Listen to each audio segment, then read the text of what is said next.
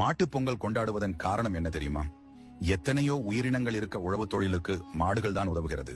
புராணத்தின்படி சிவபெருமான் ஒரு முறை நந்தியிடம், நீ பூலோகத்தில் சென்று அங்குள்ள மனிதர்களை தினமும் எண்ணெய் தேய்த்து குளிக்க வேண்டும், மாதம் ஒரு முறை சாப்பிட வேண்டும் என அறிவிக்கும்படி கட்டளையிட்டார்.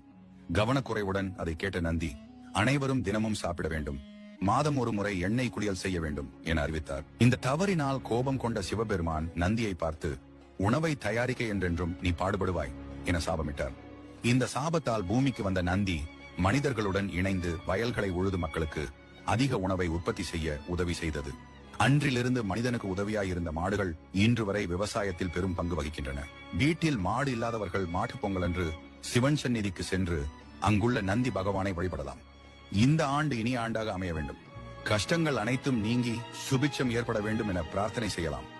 பொங்கலோ பொங்கல், உங்களுக்கு அனைத்து இன்பங்களும் கிடைக்க என் மனமார்ந்த வாழ்த்து.